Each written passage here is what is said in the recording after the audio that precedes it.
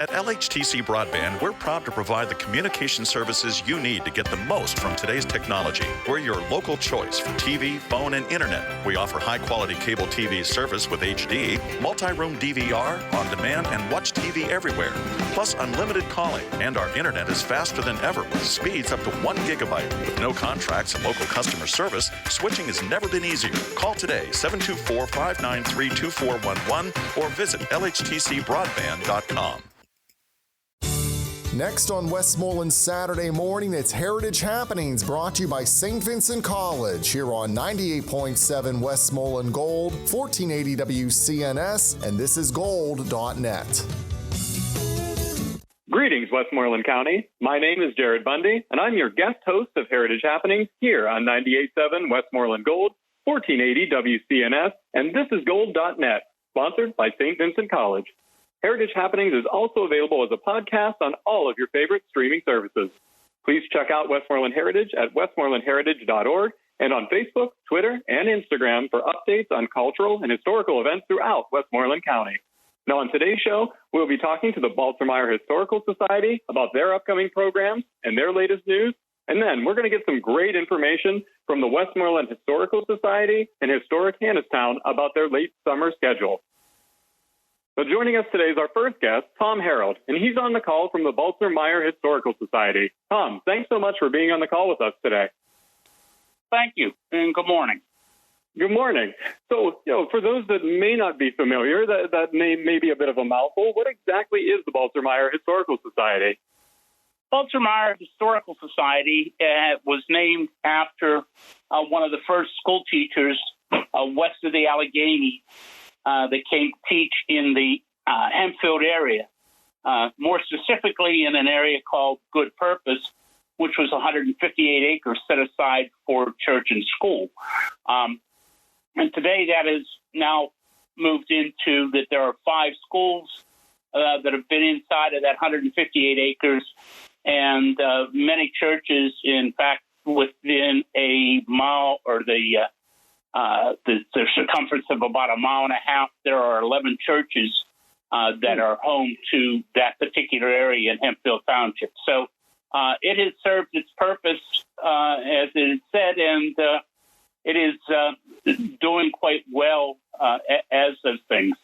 And one of those pieces, or 2 of those, are our center, which is the Baltzer Meyer Historical Society Center, and our schoolhouse, which just happens to have my last name to it, the Harold Room Schoolhouse. So it's kind of neat how I planned this all out, being an 8th generation Harold in Westmoreland County. Wow. And I had a Mrs. Baltzer that taught me music in Derry, so I'm not sure if there's a connection there as well. I'd have to probably hit you guys up for that, right? Well, there's another part of me and us. I also run Greensburg Then and Now on Facebook, which is virtually Baltzer Meyer Historical Society's path to most of the world in Facebook. And we use a lot of their photographs, and I tell the story of the then, of the picture, and the now, and a short piece of that history. And we do that throughout all of Westmoreland County in many facets. So we utilize that, and then we try to run as many of the events that are going on in the county from the nonprofits to expose them to our 8,000 members that belong to that group. We are tied to there. In fact, Derry was with us when we first started the schoolhouse to be renovated, and were helpful in giving us some knowledge of how or where to go about some of this stuff. So we took a building that was virtually ready to be destroyed and turned it into a period piece of from 1881 that now is being used by Hempfield School District for their 3rd grade class. For every year for the last 12 years have sent their students there for a whole day of schooling in a one-room schoolhouse style. And the kids have remembered that and have used it for quite a while now. And I'm happy to say we've had some of the students come back, and those students have all sat down in the same chairs that they sat at, the same desk area that they had sat at when they were students there. So these were high school students, and if you make anybody remember anything from their third grade, we've done our job there. So we're beginning to move more towards the education part of the world history. Wow. That gave me chills a little bit there to have them sit down and really, it was so well reconstructed that it triggered all of those memories, those distinct memories from being in that schoolroom. So, that really just speaks for itself. Yes. And our founder, Paul Ruff, had been a student at that school. And over the years, we have had other students who had went there in there as a one-room schoolhouse over the years. And it has been quite rewarding to have been on this project since 93 is when I joined them. And fortunately or unfortunately, I was also the guy who ramrodded the renovations of a lot of that time period.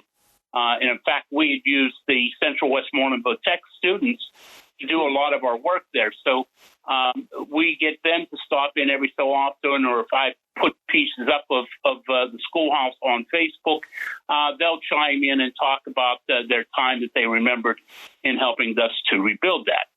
And the schoolhouse this year is now 140 years old. Wow.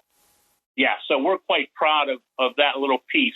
And as usual, we are a well-kept secret in Westmoreland County, and we're trying our darndest to become something a little bit more to the community than what we are right at this moment. No, that makes a ton of sense. And, hopefully this helps get some of the word out there as well. I think the work you do on the Greensburg Then and Now page is fantastic. And listeners, if you want to go and search that on Facebook, just Greensburg, Then and Now, and you can see these amazing photos that are posted. There's a lot of great discussion. So, Tom, I'll ask you, what has been the most popular thing that you posted on there? What do people really love to learn more about?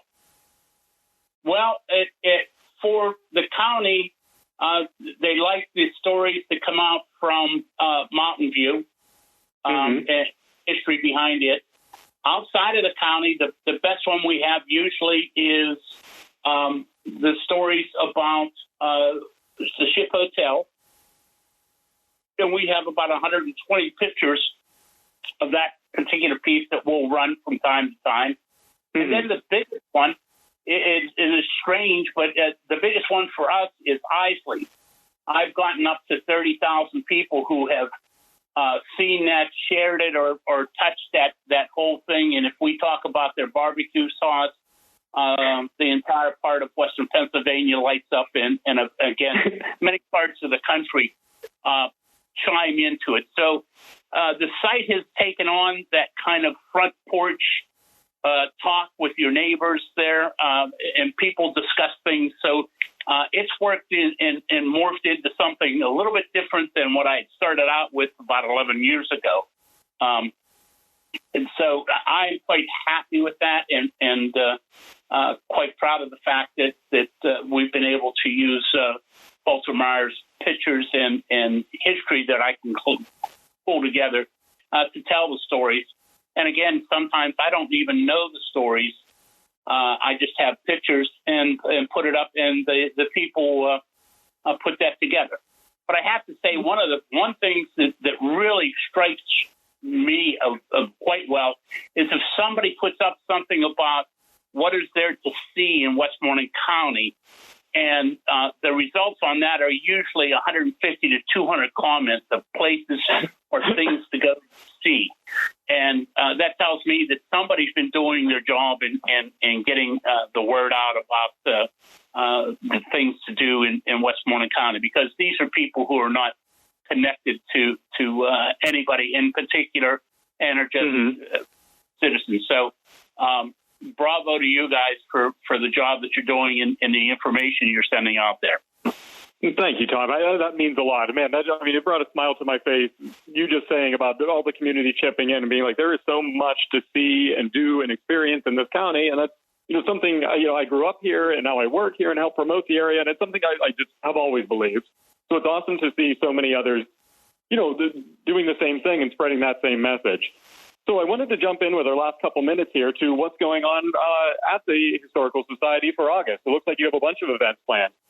Well, as I said, we are having our Ancestry Day. We started this a couple of years ago before COVID, and then being shut down has prevented us. But it's a day where you can come in and celebrate your ancestors there with us and help to share some of the stories and things that you have.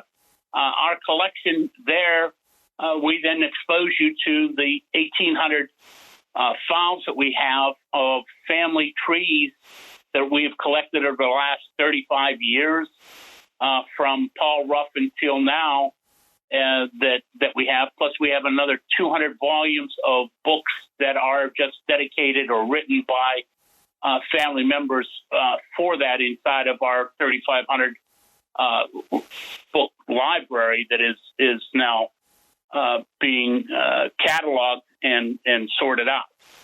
So we have those things to expose to the public and show them and let them get through that a little bit. And then again, we would do a schoolhouse tour, and I usually give that since I seem to be the oldest guy in the neighborhood anymore. It's just a fun day, and this year we're looking to put in some food trucks and items like that, and we're always looking for volunteers. We desperately could use volunteers who want to help maintain the center. The center was built in 1886, and like any old building, it needs work, and we need to get some people there that can help us keep things together. Plus the fact that we run a publishing department, digitizing, and the library with all of its cataloging.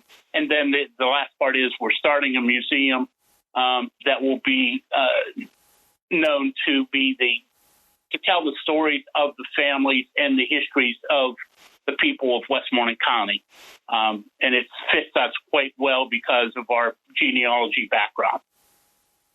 Yeah, that's a perfect fit. And it ties back even to work I was doing as a student at St. Vincent and preserving stories from around this county. So I love everything that you're doing. The books, the digitization to make sure that we keep all of these documents. And I'm really looking forward to the upcoming museum. So that's about all the time we have for this segment. Do you have anything else you'd like to plug, or where can I go to learn more, to get involved with volunteering, or anything else? Well, you can go to Baltzer Meyer Historical Society. We are the only Baltzer Meyer in the world. So if you put that in as a Google search, you will come to our webpage, and that will take you all over the place. It's the same as the Facebook page. We are the only Baltzer Meyer, again, on Facebook. So we've decided to keep the name since it's so easy to find on a page to do that. Mm-hmm. And the web page will send you to many different directions that you can. And the only other thing I would say, if there's anybody from the colleges that are out there, man, we really could use your help about now. We have extended ourselves out as far as we can, technology-wise and handy-wise, and really could use some help in trying to figure out how to put all this stuff together to reach the public so that we can preserve it for future generations. Amazing. And I hope you can get one of our listeners out there to reach out and make that connection, because I think it's very valuable work. Tom, thank you again so much for sharing all this. I feel like I could talk to you all day.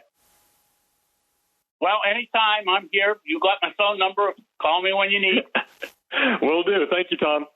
All right. Thank you. This is Heritage Happenings, the show with the latest information on Westmoreland County cultural and historical events and organizations. I'm Jared Bundy. Thanks to our sponsor, St. Vincent College, for supporting our show today. Now, our next guest, Pam Curtin, is on the call with us from the Westmoreland Historical Society in historic Hannastown. Pam, thanks so much for being on the call with us today. Sure. Well, thank you for having me. Of course. So I'm on your website. I'm going through your calendar of events, and there's just so much going on. Now, what would you like to talk about today? Sure. So one of the most recent exciting developments that we've had at Historic Hannistown is a new exhibit. We have an exhibit at the Westmoreland History Education Center called Penn's Woods, and it explores the regional history of woodworking and carpentry. So this is inside the Education Center in the Kendra Gallery, and a lot of the exhibit actually uses artifacts from the namesake of the gallery, Bob Kendra, and his private collection, as well as collections from the Historical Society, artists like Robert Griffin, John Buxton, Eric Sloan, and a number of local museums and nonprofits like the Westmoreland Museum of American Art, IUP's archaeology program, also St. Vincent Archaeology's archives, and the Ligonier Valley Railroad Museum. We've all been able to bring stories together that talk about techniques, tools, traits, and related to woodworking. So we have displays about some of these different trades like carpentry, cabinet making, cooperage, wheel making, and put this really in the context of Westmoreland County history. And we discuss local craftspeople, one of whom is George Kettering, who is known for creating these really beautiful rifles. And there's only a few surviving, and we actually have one of them in the exhibit.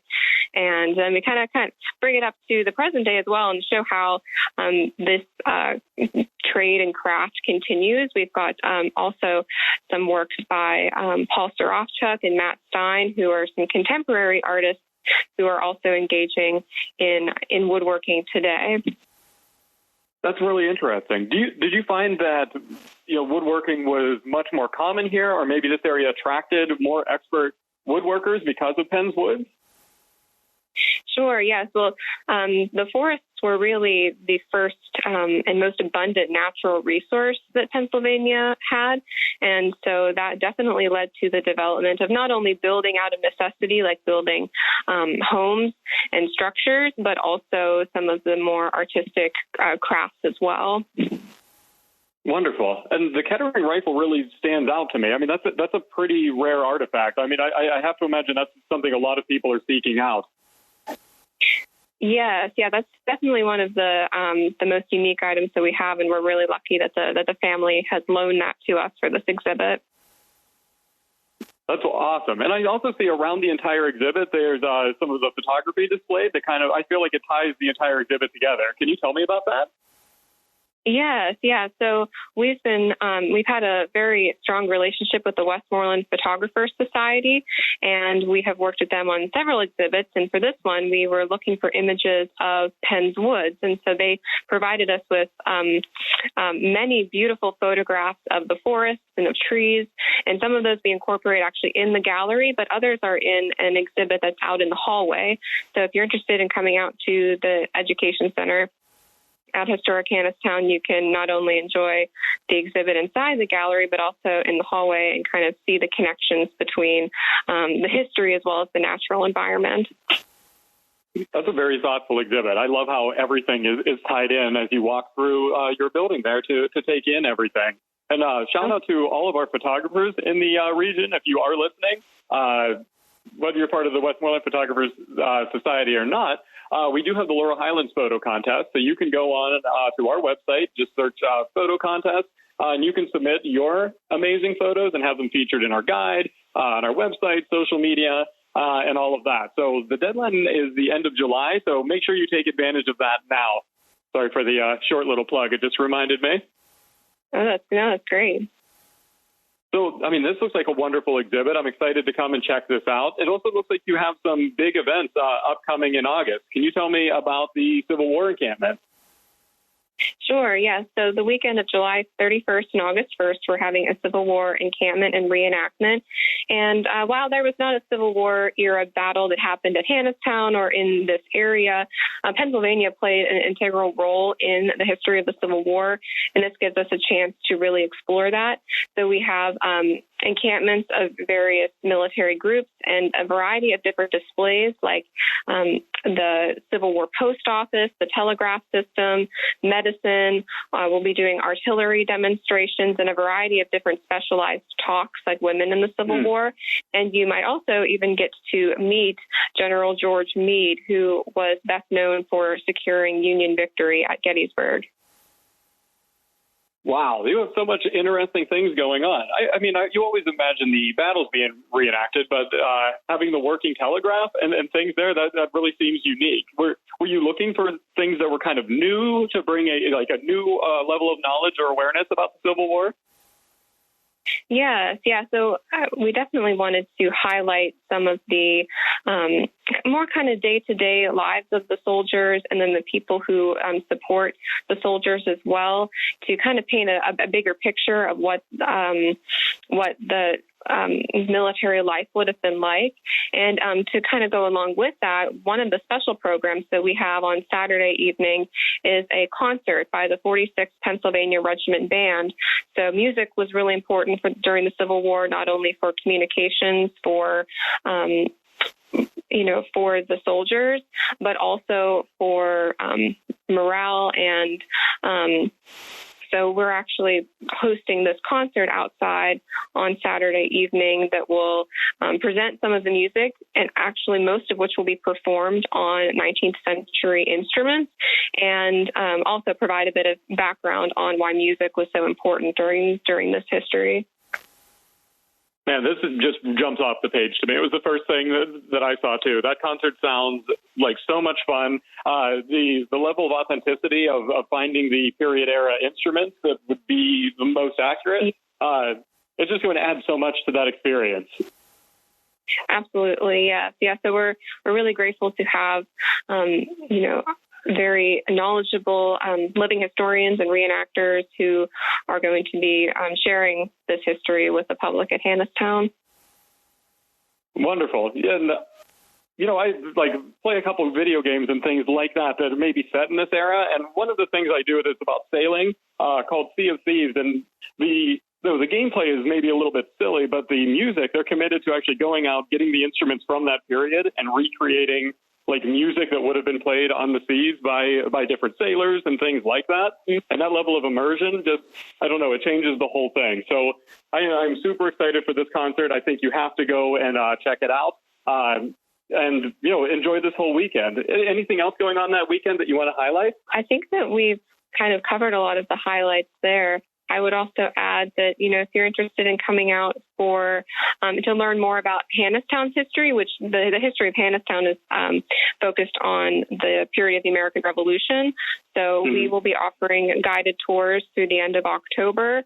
And again, the exhibit will be available during our open hours, which are right now Thursdays through Sundays. And you can visit our website to see our hours of operation and our most up-to-date information about different events and programs we're doing. Wonderful. So make sure to check out all of that to keep up to date with all of the information. How about things that are just sort of ongoing? Your antiques and collectibles market, has that come roaring back post-pandemic? Yes. So we are having our antiques and collectibles on the second Sunday of the month. And so we'll have another one on August 8th, September 12th, and October 10th. And that's a great way to kind of, if you're interested in collecting, you can come out and see what kind of treasures you can find. And we'll be, like I said, checking our website, which is westmorelandhistory.org, is a great way to see what programs are coming up. We're going to be offering some programs in the fall. We do a lot of programs around Halloween, and then we're going to be bringing back our Christmas programs this year, which we're really excited about as well. So we've got a lot of really exciting things on the horizon, and we would love to have you come out and participate in our programs. Fantastic. And I will definitely be out there for the reenactment. That sounds like a blast. Can you tell me about the Christmas event? For people that don't know, what are you looking for on those weekends? Sure. So we're still putting some of those details together, but we do a program called 3 Centuries of Christmas where we look at how those traditions have changed over time. And one of the really unique things about historic Hannastown is that we actually have a variety of different time periods represented on the site. While we mostly focus on the period of the Revolutionary War, we also have some 19th century buildings as well as a early 20th century building. And those allow us to interpret a variety of time periods. And so the Christmas programs are always so festive and a really fun opportunity to kind of see how traditions that many people are very familiar with today have really changed and evolved over time. We'll be sure to check all of that out. So listeners, if you're out there, I'm sure you have a calendar full of things to do for not only August, but also through to the end of the year of places to check out, events on the horizon, and just so much to do at Hannastown and the Historical Society. Pam, anything else you'd like to share? Sure. So, like I said, we'll be open for guided tours through the end of October. And you're also just welcome to come out and enjoy our grounds as well. We've done a number of gardening projects, both educational as well as for environmental purposes. And so now that the weather is so beautiful, and especially going into the fall, we'll have a lot of flowers. If you're just looking to just get some fresh air and enjoy the outdoors and take a walk, historic Hannastown is also a great place to come for that too. So any way that you'd like to come out, you're always welcome.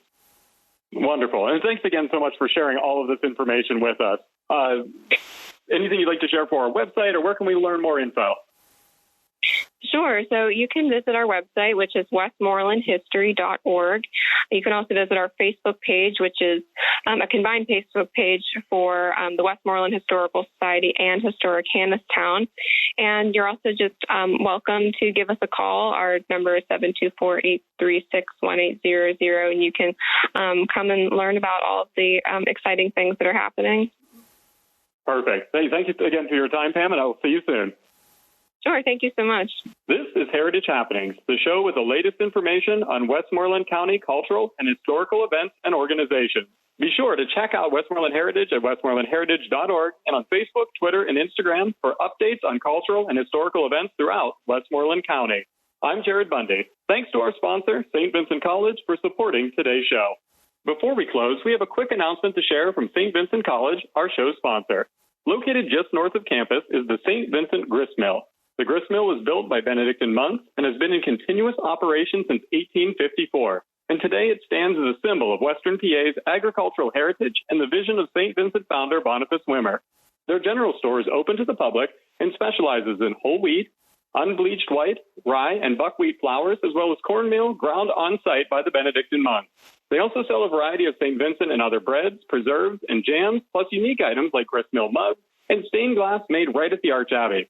Look for a coupon to save 10% off of your purchase on the Laurel Highlands website and in the Summer Fun coupon book. Now through July 25th, the Gristmill is hosting an exhibit titled A Brush with God by national-known iconographer Peter Pearson. This exhibit features approximately 25 icons created by Pearson and his best students. That's all the time we have for today. Be sure to stay safe and healthy.